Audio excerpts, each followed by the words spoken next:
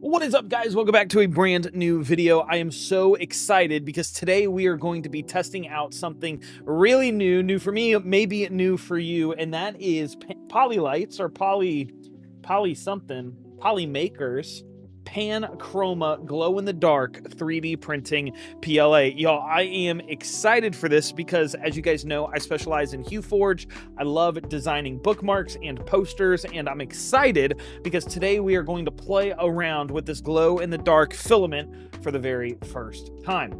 Without further ado, we are going to hop right into it. I am going to go ahead and launch into HueForge. Now, we are going to be pulling a photo that I made of this cute little alien. There he is. He is in here having a good old time.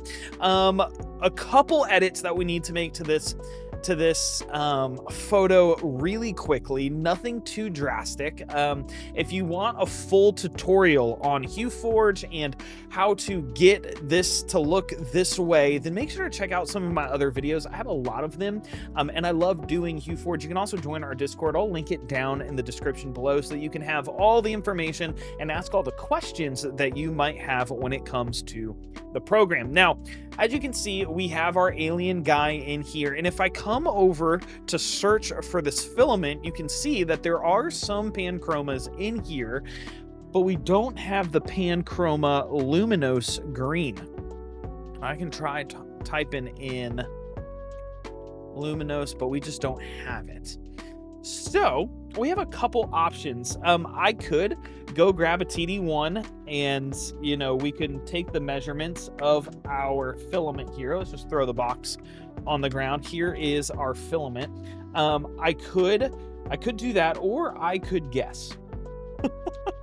And I think today we're just going to guess. I don't recommend doing this. The reason I can guess on my HueForges, at least for this particular print, is because I have 1, 2, 3, 4, 5, 6, 7, 8, 9 layers of green at the top, which means that even if this had a really high TD value, say 8 or 10, I would still get it to show up at least relatively well. Now, as you can tell, this filament is very green when it's not lit up, and I think it's going to glow in the darker green when it is lit up.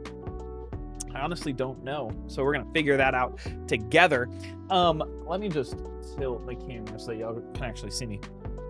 Okay, so I don't have to edit this image that much at all. I'm gonna make sure I leave plenty of space for the green there. I'm gonna bring our gray up just a little bit to add some more depth, bring our black up just a little bit. It's also gonna make our black layer, the first 10 layers actually, be a little bit thicker, which I appreciate because there's a lot of black on the bottom of this bookmark and it could come out a little flimsy and we don't want that. So I'm gonna go ahead and save this file, and then we're gonna hop into our slicer and get this thing on the printer. I'm stoked. So we are officially loaded in here on our slicer, and we have a couple different things going on. We have our 2 bookmarks. I've gone ahead and sliced them. I always do 2 sizes. So if you check out my Maker Worlds, you will see 2 sizes. This is a 2x6 and this is a 3x9, just to give people some flexibility in what they are looking to get. And then we have all of our parameters set. Our layer height is set to 0.06. The initial layer, or 0.08, sorry.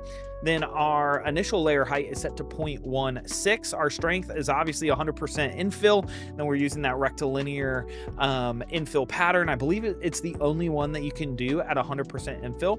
And then I have our prime tower turned off just for good measure. I'm gonna go ahead and slice it here. And let me just show you guys what I did.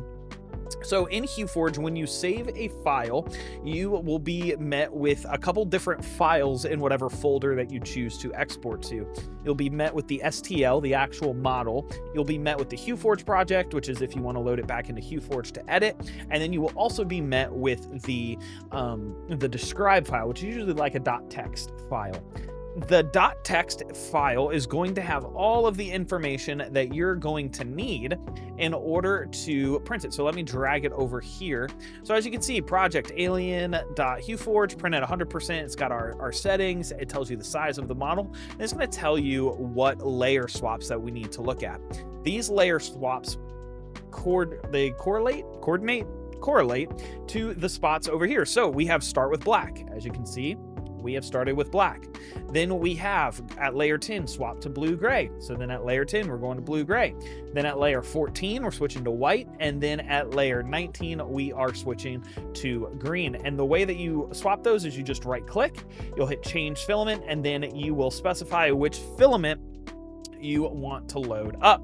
Then all you'll need to do is come over here, make sure that your filaments are actually correct over here. Actually, as you can see, this Bamboo Lab Basic PLA has some changes made to it. Let's see what it is. Prime volume, we don't need prime volume to be at 20. Okay, we'll switch that back and make sure everything's at default. We're using PLA Basic for every single one except for this green one here, where we can probably swap it for like a generic PLA. I don't think there's anything super crazy about this.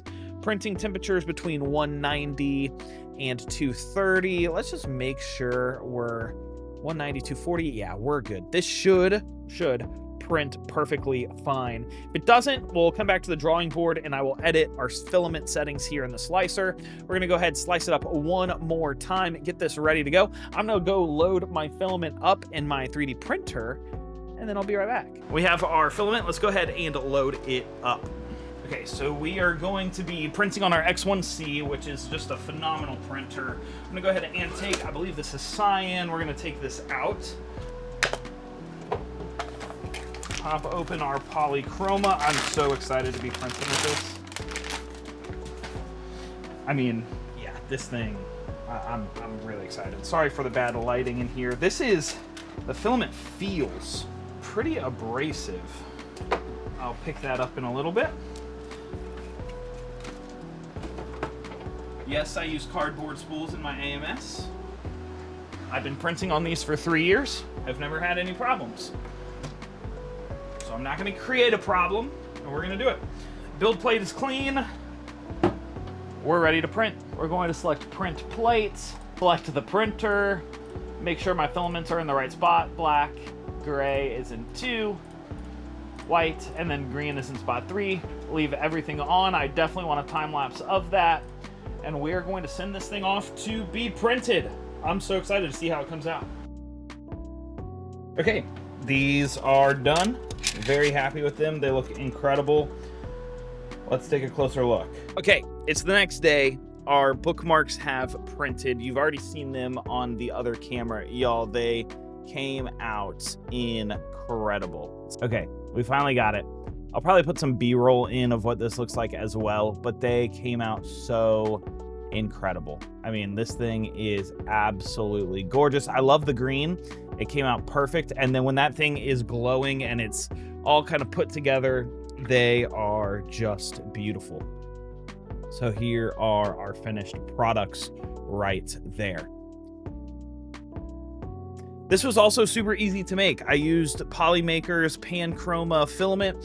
It looks amazing. The green is super beautiful. It is very, very bright when it's illuminated. I'll put a picture up on the screen so that you can see what it looks like, and it's also in the thumbnail, so you already know what it looks like. I'm gonna go ahead and make these available on my Patreon. They will be part of this week's exclusive drop. We're doing a space theme, and it's a really cool theme. I've really enjoyed it, and I'm excited to make these available to my Patreon members. You can get on my Patreon for just $5 a month. You'll get all of my exclusives. If you want to be able to sell the physical prints of my files, then you can sign up for the merchant tier. That's $12 a month.